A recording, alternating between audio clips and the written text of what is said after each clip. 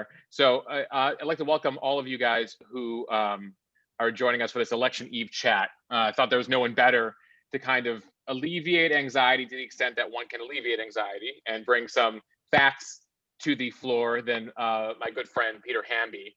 Peter and I go back. In fact, I think we were in college at the same time together. I was at GW, he was at Georgetown. We did not know each other then. We first met on the campaign trail in 2007, 2008. He was with CNN, I was with Fox News. We thought we were covering the craziest election we'd ever seen. It turns out that now ranks third all time. And he and I kind of traveled around, Hillary Clinton, John McCain, watched all that unfold.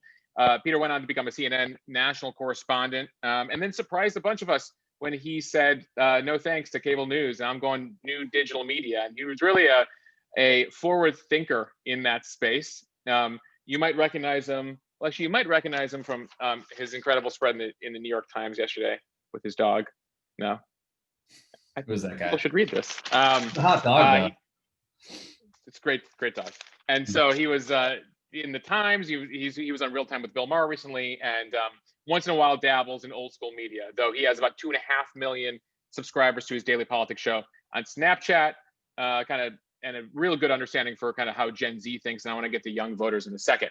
But let's start, Peter, because if anyone here has been following you on Twitter, I certainly have. For those who don't, you've been pretty adamant in your feed in the last week and a half that you don't anticipate any major surprises tomorrow night. It seems like you think the polls are pointing in an accurate direction. Give me kind of the state of play from your perspective. I think, first of all, according to my text messages today, I think a lot of people probably watching this have 2016 PTSD. And that's been the case throughout the whole general election, but also the primaries, the Democratic primaries. Every Democratic voter who was interviewed by some reporter is on the record saying, I just want to win because, last time people felt like they rolled the dice or they were surprised or whatever. They wanted to play it extremely safe this time. So with that being said, 2016 also created a lot of brain poison for people. I think, if you look back, we in the media did a poor job of explaining something kind of boring and simple, which is margin of error. And, the polls tightened in the final days of the 2016 campaign. They tightened, especially after Jim Comey did his infamous press conference.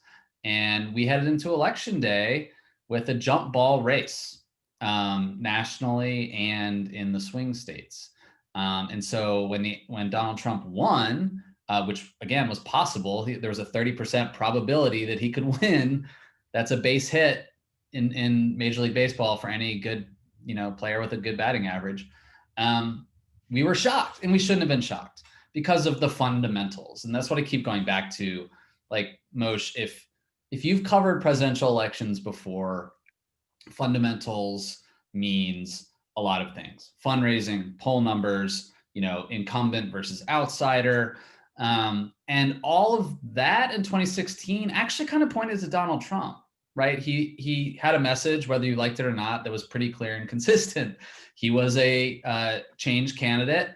Right, she was running as a third term for Obama, ostensibly. Exactly, she was a quasi-incumbent. And people forget Hillary's unfavorable ratings were lower than Donald Trump's, even before the Comey letter. Her honest and trustworthy ratings were lower than Donald Trump's. She was in hindsight, certainly a poor choice as a nominee for Democrats, but they cleared the field for her more or less, despite Bernie's best efforts. So fast forward to today. What do the fundamentals say? Well, there is a 10 to 11 point national lead for Joe Biden, which could correlate with a 10 million vote lead in the popular vote. Biden has a message. Trump does not. Trump is doing battle with George H.W. Bush for the lowest approval ratings for any incumbent in modern polling history. Every single voting subgroup is with Joe Biden, with the exception of working class white voters. Independents are with Joe Biden. Suburbanites are with Joe Biden. College educated men and women are with Joe Biden. Remember, Hillary Clinton basically tied Donald Trump among white women in 2016. And now Biden has like a 10, 15, 20 point lead, depending on the poll, among that group. And he's winning seniors. And he's winning seniors in places like Florida, where they matter, but also the upper Midwest. You know, I talked to one guy who works for the Biden campaign who called the upper Midwest a geriatric ward. I mean, the upper Midwest is an old series of states.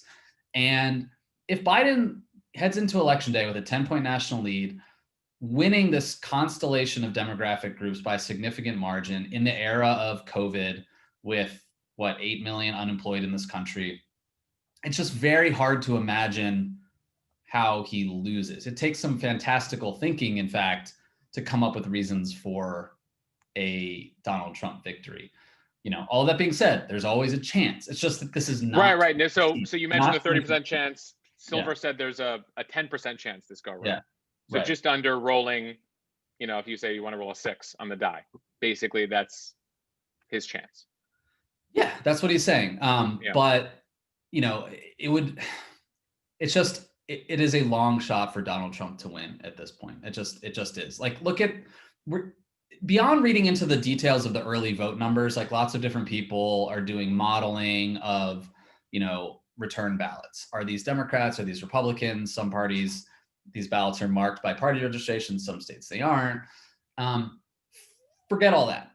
The sheer amount of people that are voting is a huge red flag for Donald Trump. The fact that Texas has surpassed its vote total from 2016 already in the early vote is a huge red flag for Donald Trump. Why? Who are those people? Who are all these people showing up?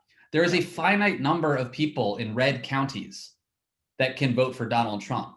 So it's your sense that, I was going to say, so it's your sense that there are not enough people that didn't vote that sat out in 16 that he can bring out this go around. Right. Look, so there's a theory among, you know, some people rooting for the polls to be skewed on the right. And there are a couple smart Democrats I've talked to too who worry about this, that remember, Donald Trump actually underperformed Mitt Romney in a variety of states last time. He did worse than Mitt Romney in Wisconsin, Pennsylvania, Michigan, and still won. Again, that's because Hillary Clinton did even worse than Mitt Romney and Barack Obama. But, you know, it is possible that there are lots of people who like Donald Trump who registered to vote since 2016, right? They didn't vote in 2016. Trump becomes president. They like Trump. They register to vote. And because they're not on registered voter rolls, pollsters might not be contacting them. That is a minor concern if you're a Democrat, and it is something you're holding on to if you're a Republican. Right. Republicans are saying we are crushing registration in Florida and Pennsylvania. Right, compared to 2016. But when people say that, they're not comparing it to 2018 though, which is also important. How many Democrats rather registered to vote in 2017 and 2018? A shitload. Right? Like a lot of Democrats, and remember in that peak resistance era of 2017 and 2018, showed up to vote, and they won the popular vote decisively in 2018. Again, it's possible that Trump can add to his number. He probably will add to his number. But is that enough to overcome the sheer amount of moms, of millennials? And by the way, millennials and Gen Z, according to some of these early vote returns, are turning out 3x, 4x, 5x the number compared to 2016. Seniors, independents, Black and brown people over the age of 40, 800,000 Latinos have turned 18 since the last election. I mean, for them, the Trump administration feels existential. This is me getting into my like Snapchat demo, but yeah. Well, I was going to ask. I'm curious about that because I think we're both officially millennials on the elder stage of millennials as we approach 40. Then there's Gen Z, which is basically 25 and under, the group that you speak to, kind of the 14 to 25 set on Snapchat. And just kind of as you were kind of going on there, what you were talking about, how they see this as existential, because this is the real first big election for many of them. Yeah. What are you hearing from them? And what is their split? And by the way, young people are infamous for not voting. Exactly. Are they changing the reputation? I think so, and they did in 2018. I can't give you the exact baseline comparison, but like the 2018 turnout among voters under 30 was the highest it had been in a quarter century. I think 48% of registered voters under 30 turned out in 2008 for Obama, which was the peak then of youth voter turnout. I think it could be as high or higher this time. And look, I think that demographic breaks down like in a way you would expect. You know, if you're looking at a partisan lens, like 65, 66, 33 Dem Republican. You know, but like Trump is really, really, really unpopular in this demographic group because, you know, of his positions on climate change, you know, pulling out of the Paris Climate Accord. Racial justice is incredibly important for this demo. Gun violence. I mean, it's almost forgotten now because it feels like a long time ago, but the Parkland shooting and the March for Our Lives was really a catalyzing moment for that generation, the people that watch my show, in part because it showed how easy it was to maybe not make change, although they did pass some laws in Florida around it, but to get involved and to use social media to get involved. And you saw the next year, there were a lot of young people who were, you know, signing. I met so many people in 2018 who were teenagers who couldn't vote, who were volunteering for House campaigns, who were running for, helping people running for like state House campaigns. And it just feels like, one, they weren't excited by Hillary Clinton. That's important to note. But two, like, again, especially with climate change, like the whole Trump era feels like a threat to their future. You know, like it's something that they are going to have to live with in like not 50 years, like 20 years from now.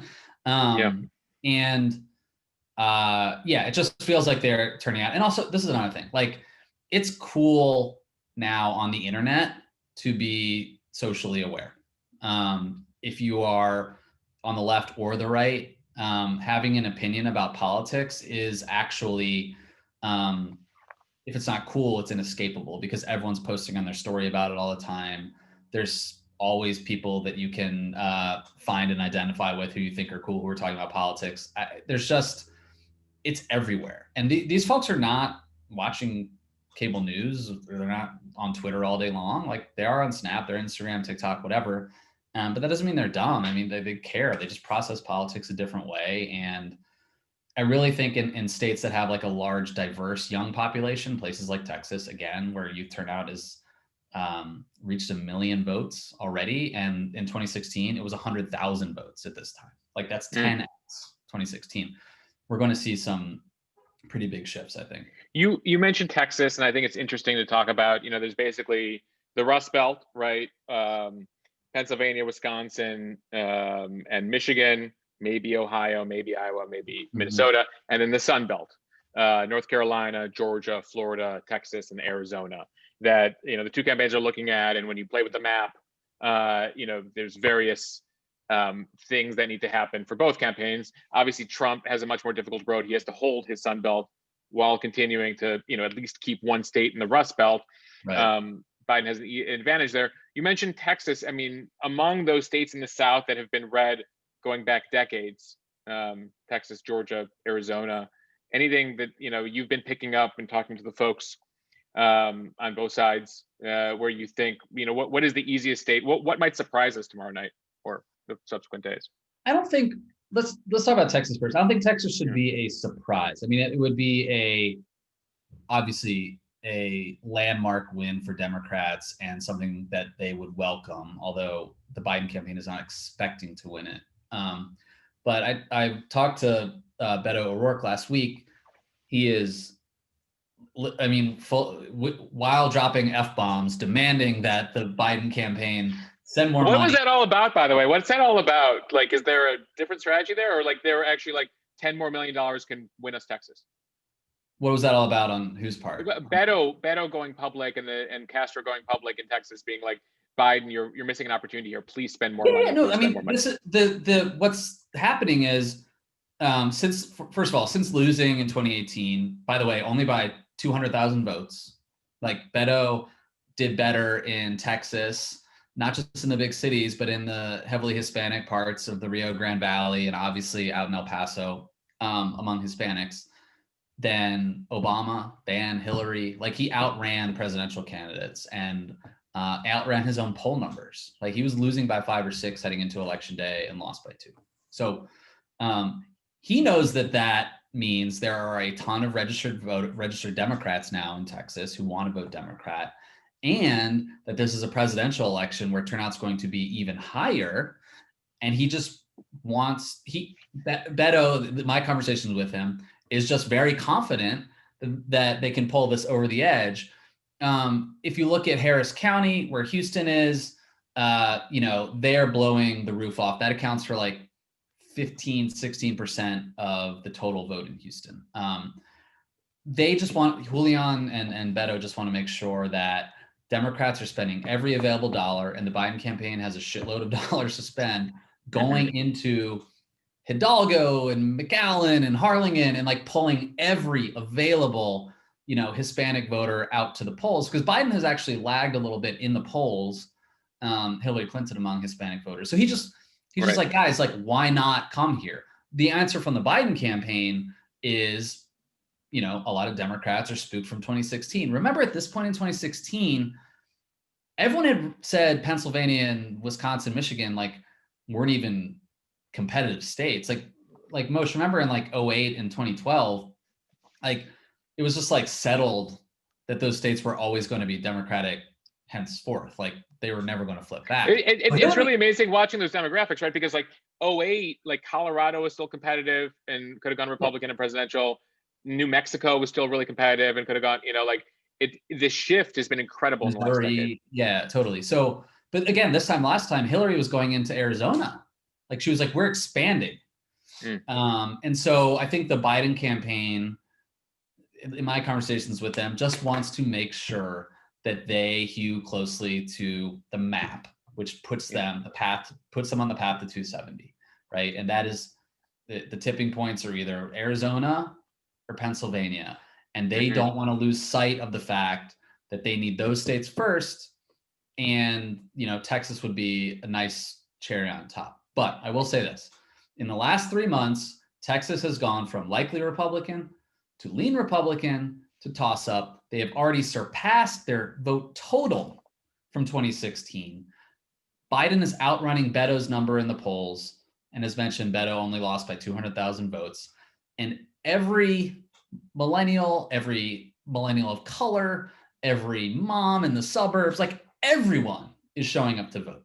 And so that to me personally, having covered Texas since like 2010, would be fascinating and maybe not that much of a surprise, because if you've done this before, it feels like Virginia in 2008. It feels like one of those like states that's been moving in this direction for a while and could finally tip. Now, Georgia is probably a closer get.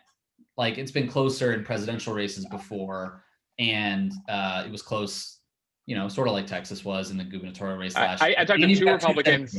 Two Republicans today told me that they think they've lost Georgia, that they think that's like, really? all this talk in the media about Pennsylvania, they're like, actually Biden won't even need Pennsylvania. He's got Georgia. That's a really interesting point. Like it kind of feels like the Sun Belt states, even though the polls are like tighter than they are in the upper Midwest states, like they just feel more gettable because of demographics. And don't forget, like you have a ton of African Americans, tons of seniors, tons of millennials, and those states too, like in the Sun Belt, they aren't like classically Southern states. Like I'm a Southerner. I've spent a lot of time in South Carolina, North Carolina, but like Texas, Georgia, and Arizona specifically have people who move there from other parts of the country, and they're not just retirees. They're like young millennial families who are moving to places like Houston, Austin, San Antonio, Dallas, like because there's tons of great jobs there. Like it will be a very funny story for people who covered Rick Perry when he was governor of Texas to look back on Perry's administration, because his whole thing was, I want to bring people here from California so they can pay less taxes and open business here. Fast forward 8 years, like all those people are voting for Democrat because the person in the White House just feels so noxious to them. So anyway, yeah, the other point about Georgia and Texas that's interesting is those states both have down ballot races. Georgia's got 2 Senate races, and there's been a really aggressive push in Texas to flip the state legislature. So there's this thing called reverse coattails where Democrats have been tilling the soil in these states and registering voters, pulling them out to vote, et cetera, return ballots, and the presidential race is obviously like the biggest thing on the ticket. But in a lot of these places for 2 years and 4 years, Democrats have been working really hard to get people out. And all of a sudden, you just got all these registered Democrats. So in states that have down ballot races that have been competitive for a while now, even before they became competitive on the presidential level, that could also push things in Biden's direction. So we have a couple questions here from Jane and from Heather, both kind of along the same theme, asking. One is, do you think we'll have a reasonable sense of the winner by Wednesday morning? And how do you predict post-election litigation will roll out? And then a secondary question, which is, will we have a good picture of what happens in Florida tomorrow night? So kind of lay out for us starting, in about 24 hours, what we should know tomorrow night and through Wednesday morning. What's your sense? This is sort of conventional wisdom at this point, Jane, so I don't think I'm going to give you anything special here, and I can't predict the future. Sorry to disappoint you, Jane. Yeah, but I think what Mosheh and I were just talking about the Sun Belt states. So, and this gets to Heather's question too. Hi, Heather. The North Carolina, Florida, and Georgia all have been counting early ballots for the last few weeks. So like those are states that allow, when the early mail-in ballots come in, as they have been for 3, 4, 5 weeks in some cases, they can count them. So on election night, they're already counted and in the bank.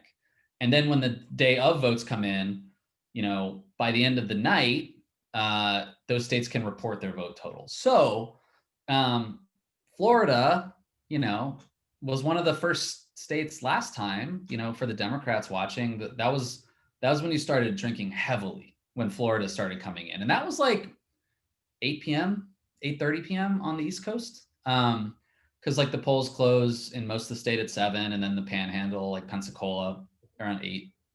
And we'll have a pretty good sense of where things are in all 3 of those states, in Texas. So if Biden is winning Florida, if he's winning Texas, if he's winning Georgia, if he's winning North Carolina, like electoral vote wise, that makes it very hard for Trump to win. But also like trend wise, like how in the world would Biden win Florida but lose Pennsylvania? Like the correlations wouldn't make sense. So we'll have a sense of where things are based on those early states. Now, the upper Midwest states that everyone is obsessed with, Wisconsin, Michigan, Pennsylvania, and then also Arizona, those guys can't start counting their early votes until tomorrow. So the Secretary of State of Michigan has been up front. She's like, we're not going to know till Thursday. The Secretary of State and the governor of Pennsylvania, both Democrats, say we won't know till Friday. So if it's close, Pennsylvania could be terrifying. And then, as we know, President Trump has said, and wants his Justice Department to stop vote counting in all these states. Here's what I will say. Trump is banking on the fact that they're going to blow the doors off on day of election voting. Like typically Republicans win election day. But it could be the case that 70% of the country has already voted. And if Biden we're at 100 million votes right now. Yeah. Early. Last election, we had 138 million total. Right. So we'll have more than that, I think. Yeah. We could break records. We could hit 150 million votes. But still, that means that 66% of the country has voted already. Like it gets to a point where, the numbers are super hard for Trump to make up on election day if Biden is dominating him in the early vote. But also Republicans win the early vote, but Democrats vote on election day too. And there are a lot of I know a lot of older voters probably won't go to the polls because of COVID, but there are a lot of Democrats in communities of color. And if you talk to any Black person, any Hispanic person, going to the polls on election day is a thing. I was talking to folks in South Florida. because they're making a big deal out of the Republican advantage in Miami-Dade, and they're like, with the Black community in Miami-Dade is going to show up on election day. Yeah. And that could be the case. So yeah, the math, might be really tough for Trump. Trump's, genius is that by mishandling a pandemic and then, threatening to meddle with the Postal Service, like he has like spurred the largest voter education program in American history. Like Democrats and a lot of independents hate Donald Trump and will crawl over broken glass to get him out of office. And, if the minute he threatens the voting system, Democrats have, to their credit, been doing their darndest to like figure out how to win despite that. Like nothing motivates them more than Trump messing with them. And though what do you make? But there's there is very passionate support, which is, I want to get your take on this, because there's this whole idea in 2016 about the secret Trump voter, right? People embarrassed. And this might be just a thing that we came up with on the coast because people in New York or California might be embarrassed to say they vote for Trump, but in the middle of the country, they're proud to. But the idea that, the journalists and polls were not able to capture them in 16. And they are out there now with flags and driving through highways across Tucson and Houston and the Garden State Parkway in New Jersey yesterday. That they are just as passionate, that they want to keep their guy in office no matter what as well. Yeah, and that gets back to what I was saying earlier too. Like there are a lot of people who love Donald Trump, either economically or culturally, and might have not voted for him last time that have since voted for him. I think we confuse noise with support. We always have. I do think that in 2016 we let the data like paper over a lot of the stuff journalists should have been doing, which is actually use your gut a little bit, use anecdote a little bit, use reporting a little bit, just open your eyes, right? Like Hillary Clinton is this unpopular quasi-incumbent and this person's getting a ton of crowds. Like maybe he has a chance. But again, like under the hood, all the poll numbers show that Biden is winning pretty much every subgroup. He's even he's shaved off white working class women too. Like he is peeling off support. And look, Trump won more because of suburbanites and independents than any shy Trump voter. Like that, like there's still a mythology around these like folks in diners who just, there are plenty of people who voted for Trump who had never voted before. That is true. But overwhelmingly, it's because he won, plenty of college educated people. And then minorities and young people stayed home, and independents broke his way by, I think, 12 points. Guess what? 7 points. Biden's winning independents now by 12. Yeah. So we in the press like way overcomplicate a lot of this stuff. The reality is Democrats last time nominated an incumbent who turned out to be very unpopular, including a lot of baby boomers with long memories about the Clintons. And Biden has to do like 1 or 2 points better than Hillary Clinton. And pretty much every election that I can remember, whoever wins independence wins the election. We're always reporting on the last election. So it's like you go back to 2008, and this was back in the primary that we covered. And the idea was, John Kerry couldn't appeal to, middle America. Democrats need somebody like John Edwards, who can appeal to like working class white workers. And who did the Democrats nominate with the biggest, landslide in recent memory? Barack Obama, right? Who like talked about arugula infamously, et cetera. And so now we're like, fast forward, and then Republicans are like, oh my God, we're not winning over, Hispanics and certain minority communities of color in the center with Mitt Romney. And then who do they nominate who leads them to victory in 2016? Donald Trump. Right. And now it's fascinating to kind of see, again, we have the 2016 mythology of sorts, and we're applying that. And I think that frankly, the media also feels like we burned ourselves in 2016 and the public doesn't trust us. So we're going out of our way this time to create an overly, which by the way is not bad for ratings and readership. Be like, oh, it's coming down to the wire, when like the polling, like in any other year would a 10-point. I mean, I don't think we've seen that since like Bob Dole versus Bill Clinton 96. Exactly. Yeah. If it was any other candidate by any other name, we wouldn't be jumping through hoops to pretend that Trump had some magical powers and he could overcome a 10-point deficit heading into election day. And by the way, a deficit that was wider when early voting started. But yeah, I was guilty of this in the primaries this time, where, I even wrote something for Vanity Fair about this, where I said, electability is like a loser, right? But people, like, I remember John Edwards, that was his pitch in 2008. I can win, these guys can't. Democrats, there was a whole discourse in the media and on the left that Democrats could only win if they nominated a candidate who was a progressive, who excited, young people and people of color. And that was a very Twitter-focused conversation, a very media-focused conversation, that was really disconnected from where voters were, which was pretty boring. It's like, I want to nominate the safe guy who can beat Donald Trump.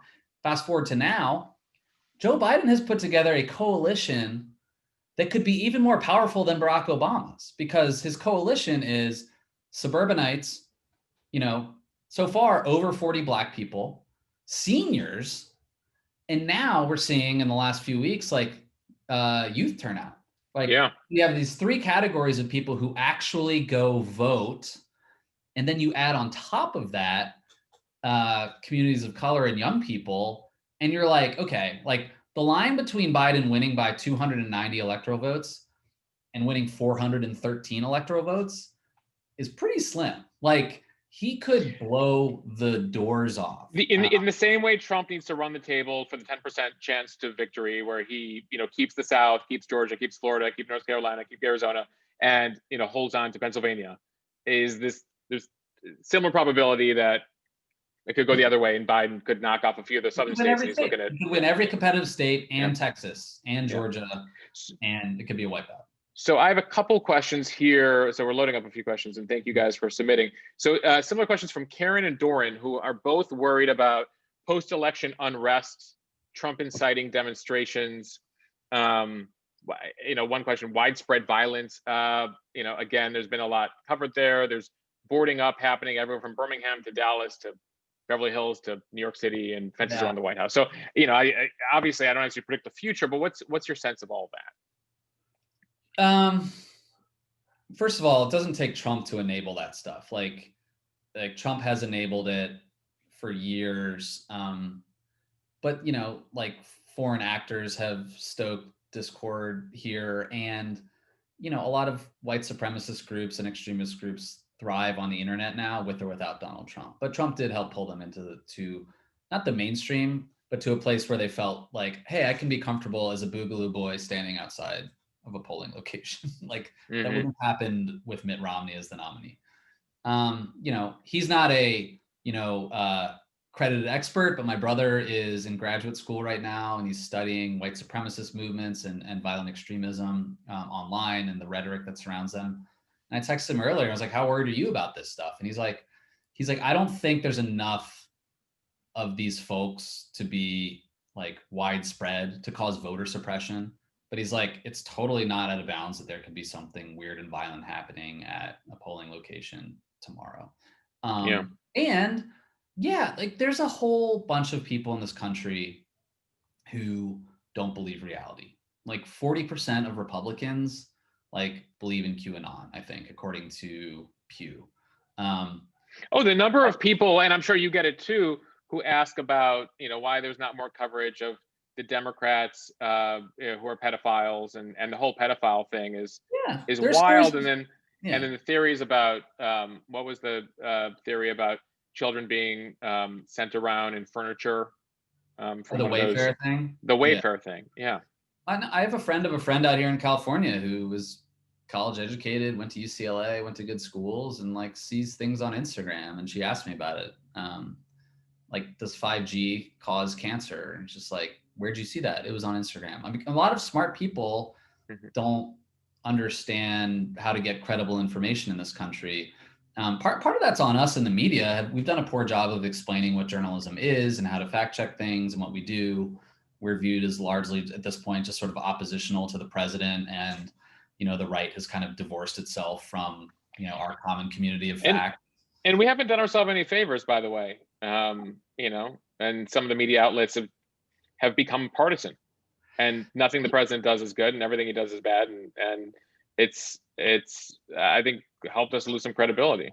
I agree, Mosheh. Like Yeah. you know, I worked at CNN for a long time, and you know, if you turn on CNN and you are a casual news consumer, like you wouldn't be mistaken for thinking that journalism is standing in the White House briefing room and shouting questions at President Trump that are, you know, like hostile and there to get to deliver combat and conflict. You know, you turn on TV news networks in prime time, and they're just like hour-long anti-Trump harangues. Like Donald Trump might be aberrant and, you know, over the top and flagrant and racist 85% of the time. 15% of the time, he's a standard issue Republican.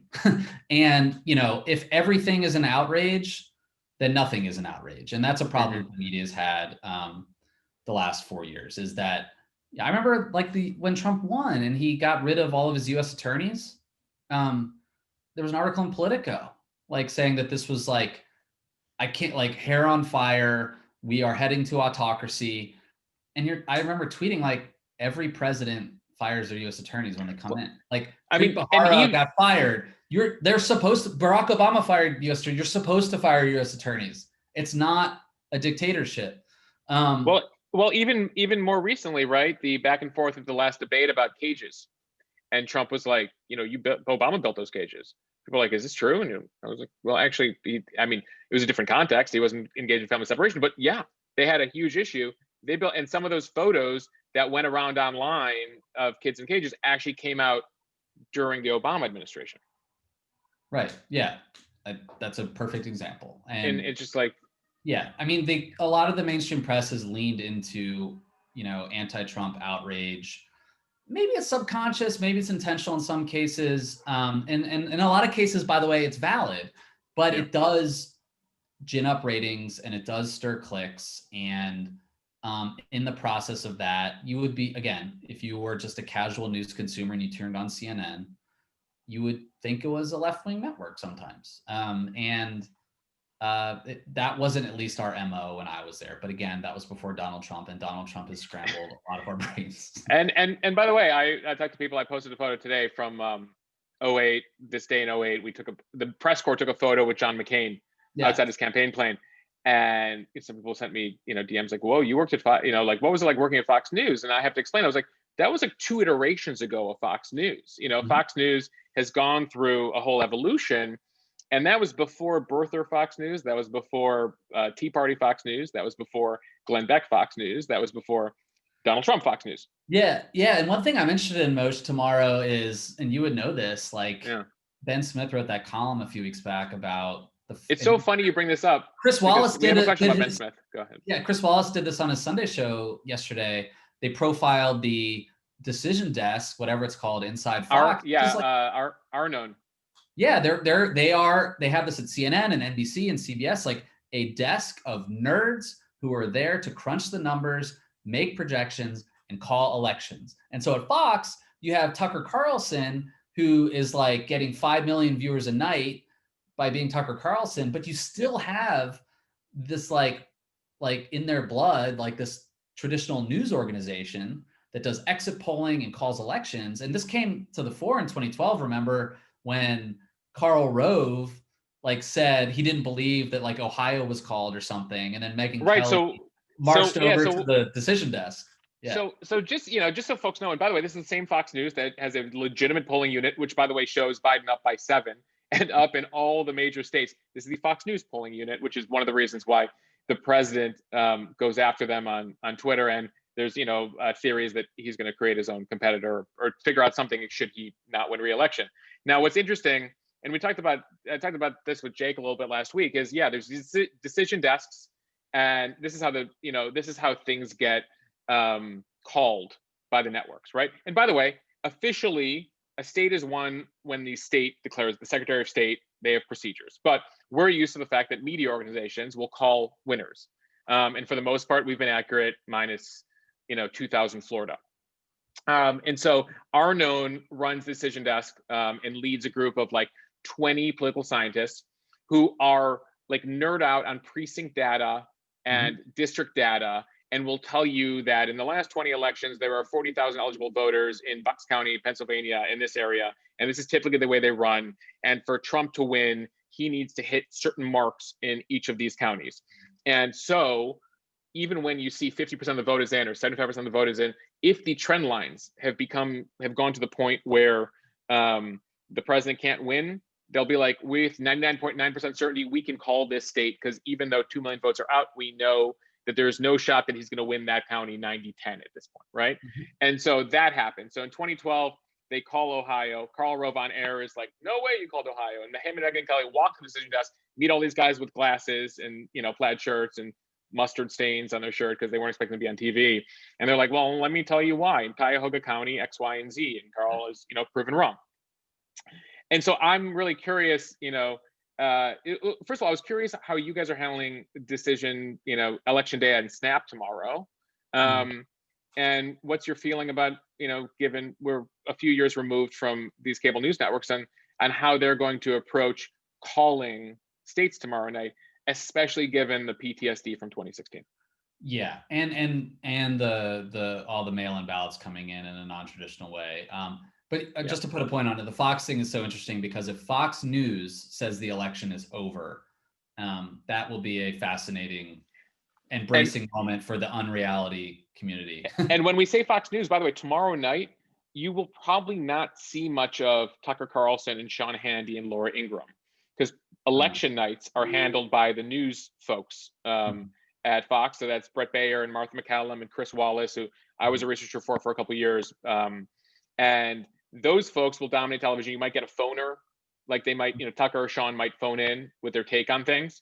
And frankly, they could probably break some news. You know, I would click into Fox News a few times tomorrow night, because given the relationship both Tucker and Sean have with the president, you might get a very good sense of what he's thinking about inside the White House as results come in. Yeah, that's a really good point. Yeah, no, it's Snap. You know, we don't have a cauldron of nerds calling the election. We are basically on my show going to be updating throughout the night and sort of like pulling out different themes and moments and sort of like using that to explain how the election is unfolding. You know, for instance, this congressional district went this way last time, this way this time. Like, our belief at Snap is that, you know, the second screen experience is there to add context to all the noise that you're seeing. So, for example, if you're watching the three networks, you know, a lot of the coverage is going to feel similar. You're going to have guy at the wall, who, like Steve Kornacki or John King, moving maps around.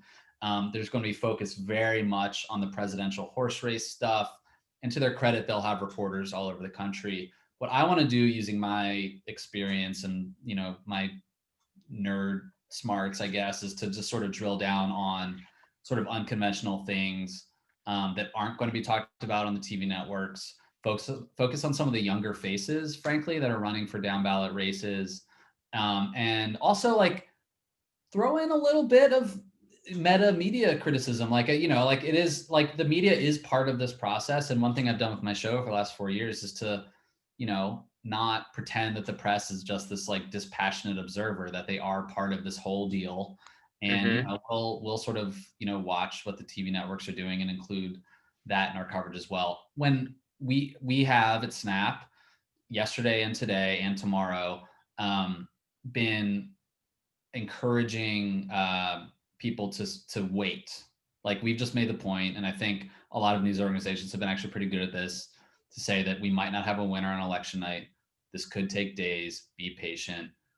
Keep coming back to our platform and all the publishers on Snap, the Washington Post, NBC News, Wall Street Journal, for credible information about this election. Don't listen to politicians. So we're going to be really urging caution, but we'll be covering it all through, you know, the night and Wednesday and Thursday, as long as it takes. And then when election day becomes election week, becomes election days, you know, and then when, you know, when the AP, I think, calls this stuff, you know, we'll be Alexa's going off. Hold on. I know you got to run. I just want to ask one more question I got from Adam here. It's based on Ben Smith's latest column about kind of the future of the media, kind of post-election. I guess there's a scenario, where the president wins again, and what that means, and if the president doesn't win, what that means. The sense from Ben Smith's column, for those who didn't read it, is that Trump gave life to cable news and a bunch of media outlets 4 more years, and kind of postponed the digital evolution that some of them would need to make, just because of the fact that he makes 10 headlines a day, and so people tuned in. What's your sense of kind of where things go post-election when it comes to the media? I mean, there could be if Trump wins again, there could be some level of exhaustion. Like, people are just like, there are going to be a lot of people in this country, baby boomer resistance people who like to pour Chardonnay every night and watch Rachel Maddow. Maybe they tire of this whole thing. Maybe they back away. But, if Trump wins again, I do think the bump continues and the outrage cycle continues. But, I don't think cable does as well if Biden is president. Mm-hmm. But like, even before Trump, like when we worked in cable news, like, you remember this, they thrive on conflict and debate, and will always be able to find some person to bring on to fight, and like, there will be Trumpism, whatever that is, populism, grievance politics isn't going anywhere. And Trump is still alive. Like, he's not going anywhere.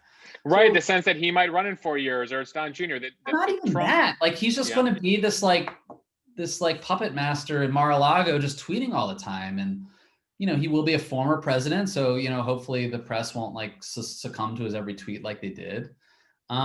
There's also the fact that unlike the Obama years, Biden isn't going to all of a sudden like mollify progressives once he becomes president. Like, the Bernie left, which he gave rise to in 2016, is still here, and they forced their way into the mainstream media conversation, partly because of Twitter. They've been able to work the refs on Twitter. Well, and by the way, Trump has helped AOC +3, as he's deemed them, right? Like, he's he's elevated them. Totally. But like, you remember during the primaries, a lot of Bernie supporters were mad at MSNBC for being this like centrist neoliberal organization, and MSNBC went out of their way to hire a bunch of progressives who supported Bernie and AOC and brought them on TV. So there's going to be this like Democrat on progressive conflict tension going on over here, and this never-ending Trump, sort of Trumpy Republican politics going on over here, that will be alluring to at least cable news and Twitter, even if Biden is president. I do think it's true that if Hillary won, like, cable would be facing, and TV would be facing a reckoning. And by the way, they are already. Like, cable ratings aren't like up. Like, they just went like this, and they're like not dying off. Well, even sports. Look at the sports ratings from the NBA finals, and it's the MLB, and across the spectrum, people are cutting the cord.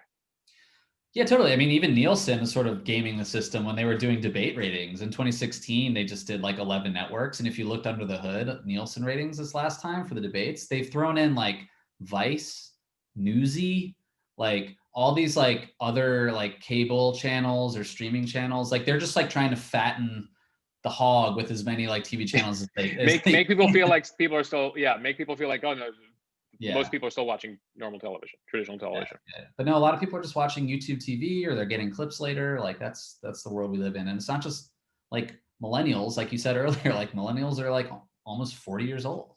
Like, I know plenty of parents who like are just have cut the cord. I know plenty of baby boomers who have cut the cord. Like, and I'm curious, among the younger set, the folks that you're talking to, Gen Z wise, like, how are they consuming? So they're watching your show. Where else are they getting their news? Almost universally their phones, and like they are just going to news websites, but it's all like atomized. It's coming through via text, Snap, Instagram. Like, I talked to someone recently who said they just look at memes on Instagram, and if they see 2 memes about the same thing, that means it's time to Google it and like look up whether it's real or not, which is like both horrifying, but also like good. I'm glad you're like fact checking it. Yeah. Baby boomers spread way more disinformation on the internet, by the way, than Gen Z. Like, at least the internet natives have a better sense of like what smells fishy and what doesn't. It's the baby boomers who are Yeah, we're correcting our parents and our No grandparents. offense, mom and dad. Yeah. And no offense, but no. Sometimes you're like, your son is a journalist. Are you sure that that's that's accurate? Peter, thanks for joining me today. You know, and giving your perspective on all these things. And I want to continue this conversation. You know, I recommend everybody follow Peter on Twitter. Follow him on Snap. I've heard him referred to as the Walter Cronkite for Gen Z. You can't go to a college campus with Peter Hamby without somebody trying to take a selfie with him. But thanks to all of you. Good questions. And, you know, listen, Peter will be updating stuff all day tomorrow and throughout the week. I will too. We'll keep this conversation going, keep the questions coming. You know, we sit here and we have a sense of where things will go, but they could go any direction, and we'll hope to bring you insight as it comes. So thank you guys.